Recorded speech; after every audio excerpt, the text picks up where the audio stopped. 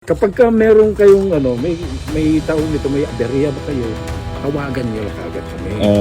Siyempre, parang tao lang, hindi natin alam kung kailan may lalabas si sira dyan eh. Di ba? Dito sa negosyo namin, sa ginagawa namin, puro bata man kami. Pero alam mo naman, boss. Hi everyone! Isa na namang kunwaring nakabili ng sasakyan ni Boy AC Bulwak kasama ang kanyang kakilalang lalaki upang maloko ang mga tao na isang legit itong si Boy AC Bulwak. Sa video na ito ay panoorin natin ang panloloko ni Boy AC Bulwak sa mga Pilipino gamit ang kunwaring nakabili ng kotse sa kanya. Panoorin natin ang video na ito.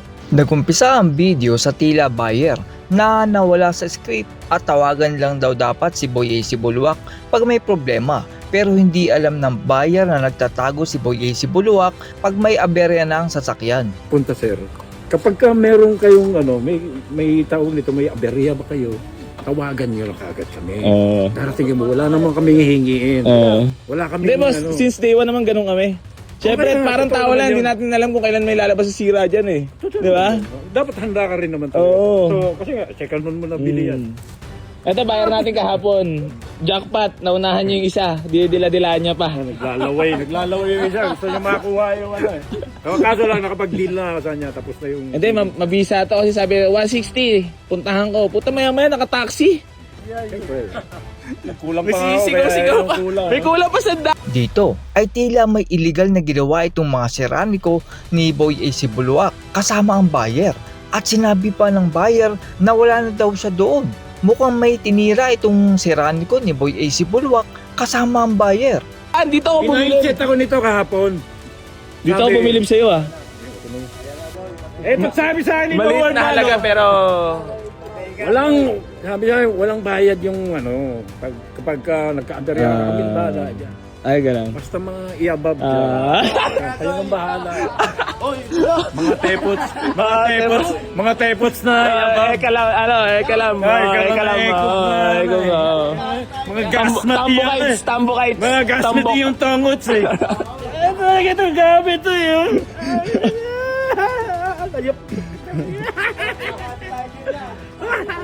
Nainsit mo ako, kayong tatlo eh. Mga bata pa kasi itong mga ito. Hindi boss, bata pa yan pero mga hasa na yan. Hasang-hasa na yan. Wala na ako, 55 years old na ako, magsi-60 na ako, wala na ako dyan. Nakakapagtaka naman ang buyer na ito dahil 100 pesos lang kinulang pa ang kanyang pera. Tila mukhang kakilala din ni Boy AC Bulwak itong buyer at scripted lang ito. Hindi, dito sa negosyo namin, sa ginagawa namin, puro bata man kami. Pero alam mo naman boss. Tuloy nyo lang. Talaga pinagkatiwalaan mo talaga ATM mo ha. Talagang tiwalaan lang ano. Hindi, nagkulang kasi siya ng 30. So ngayon pinadala niya yung ATM. Anong klaseng tao, diba? Eto nga sandaan, dito ako bumilib eh. Ang natin, tao sa tao. Dito ako bumilib. May kulang daw siya sandaan sa akin, binayaran pa talaga. Ang tawag dyan ay gentleman's agreement. Hindi tungkol sa pera eh. Pero yung mga kabuha nito. Eto, sa kanila na yan oh. Kaso mo nga lang, nawawala airco kaya papulido yung bukas na ialo sa kanila. Ganun ba? I-deliver na lang. Kunti lang yan, ano ba yan? Wala, okay Magkano ko lang Hindi naman kapani-paniwala na pinadala ng buyer ang kanyang ATM at i-withdraw ang pera. Wala pong nasa katinuan ang gagawa ng ganun sa hindi naman nila kakilala. Ayaw ka mag-alak ko, bumalik na! Kinuha ako na, nagbayad ako, kulang ako eh. Kapag anak pala ha, square ang mukha niyan, ako bilog eh. So yan mga boss, bali kwento ko lang sa inyo. Bali nagkulang si bossing kahapon ng 30,000. So pinadala niya kay Loward yung ATM, tapos yung original dala-dala rin nila. So sabi ni boss, i-withdraw na raw yung 30. So dumating si Darwin dito ngayon lang, nauna na yung pera. Tapos kukunin na ni boss yung ATM niya, At saka yung original CR tsaka OR. So maraming salamat. Tiwalaan lang yan. Gentleman's agreement ng tawag dyan. Dito ako bumilib eh. Yan, kulang ko sa taxi yan. Hindi kasi mga boss, kwento ko lang sa inyo. Dumating si boss kahapon, 900 lang ata pera. 900 lang pera ko sa bulsa. Magkano payment mo dapat sa taxi mo? 1,000. 1,000. So sabi ni boss, di pa kami nagdi-deal. Peram daw 100. So pinairam natin. Walang taxi driver, wala na siyang Gcash. Tapos ang matindi lang doon mga boss sa kwento, dito ako bumilib. saludo kasi hindi tungkol sa pera eh. Doon Hindi sa tungkol sa pera naalala niya yung hiniram niya. Prinsipyo yan, prinsipyo. Tangina, iba ka. Ayun nga pala yung nakuha niya sa atin. Congratulations sa mga ano. Tapos congrats ko lang pala si Madam. Madam! Ayaw sa vlog. Private yan, oh. Boss, maraming salamat ah. Thank you, sige. Mauna na kami. Okay na good sa lahat. Okay. Maraming salamat. Huwag na kayo mabubas. Tila wala ding deed of sale, CR at Xerox ng ID ng dating may-ari ng sasakyan na dala ang buyer sa pag-uwi. Ibig sabihin lang nito ay yung buyer talaga ang may-ari ng sasakyan at kunwari lang na nabili kay Boy AC Bulwak ang sasakyan. Okay lang, at least masaya tayo, may mga basher. Hindi tayo invisible sa mundo.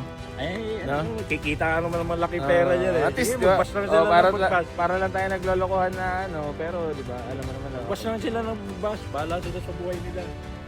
Kayo rin yung mapapagod. Para nauubos na ang basher ko eh. Hindi mauubos yan. Nandiyan pala palagi yan. Sige, bye-bye, idol. Bye-bye. Wala kami. Ha? Pako Manila, ilang oras biniyay mo? Mabilis lang. Wala namang overito lang ano, bulwak. Wala, nagano kami. Wala, over. Napakalamig eh. Para kami nasa freezer. Malamig. Oo, tas Kamusta swabe. naman ang takbo? Yung driver ko, driver mechanic yan. Alam niya yung alam niya yung kondisyon ng Kamusta naman sa nasakyan mo siya ng malayo na na-drive? Smooth ba? Parang brand new? Smooth siya. Talagang swerte ako at first owner yun na Tempo lang. nasaluhan ko na tempo ako lang. Tsempuhan lang naman ang pagbili ng sasakyan eh. Tsempohan nyo lang. Tsaka madaling kausap si Idol. Tsempuhan nyo lang dito yung walang bulwak. Sige na, ingat kayo boss. Sige. So maraming salamat sa ating walk-in buyer ha. Peace. Napakabait na buyer.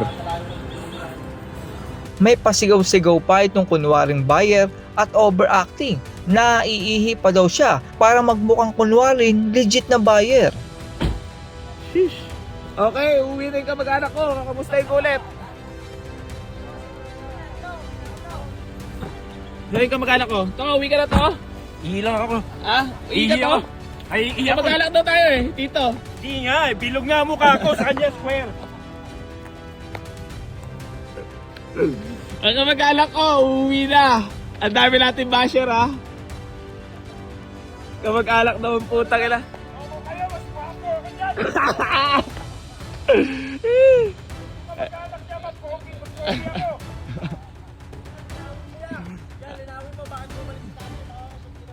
Ayaw nga pala. Oo. Kinento ko lang eh, yung nagkulang si boss ng 30,000 na. Tangina ko, kailangan pala i-explain lahat ng buhay ko sa social media. Pati pagtatay ko, ilan yung tayong lalabas sa akin, baka pa. Tangina talaga. Wala ka palagi, wala kang sahod! Wala kang sahod yun! Followers Salamat, talaga. Idol, salamat! Sabi niya, OG daw siya eh. OG followers daw siya. Sa huli ay nagpa-picture ang mga kabataan dahil nakita nila ang isang sikat na scammer ng mga sasakyan sa Pilipinas. Tara, video.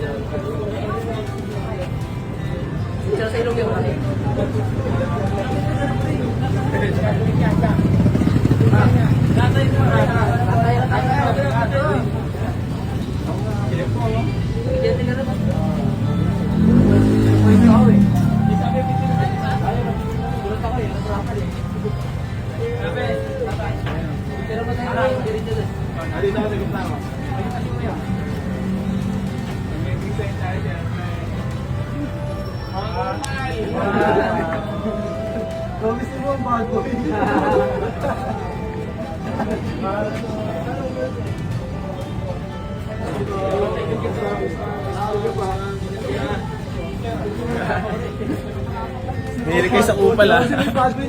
At yan po ang scripted buyer ni Boy AC Bulwak para maloko ni Boy AC Bulwak ang mga ibang buyer na isa siyang legit. Wala pong 160,000 pesos na 2020 model. Kung totoo man yan, ay paniguradong may malalang sira ang sasakyang ito at may malalang papalitan sa makina. Dahil sa 160,000 pesos ay may tubo na si Boy AC Bulwak dyan. Ibig sabihin yan ay nabili lang ni Boy AC Bulwak ang sasakyan ng 70 to 80,000 pesos. Sa ganoong halaga ay paniguradong may malalang sira ang sasakyan. Kaya panigurado na kunwari lang na buyer ito at sa kanya talaga ang sasakyan. Sa katanungan na bakit ginagawa ito ni Boy AC Bulwak, ito ay upang isipin nyo na maganda ang binibenta ni Boy AC Bulwak pero hindi nyo alam na isang pain lamang ito sa kanyang mga bulok at garantisabog na binibentang kotse upang maniwala kayo kay Boy AC Bulwak. That's all everyone. Salamat sa inyong panonood. This is Chuck and you're watching Biker Drone.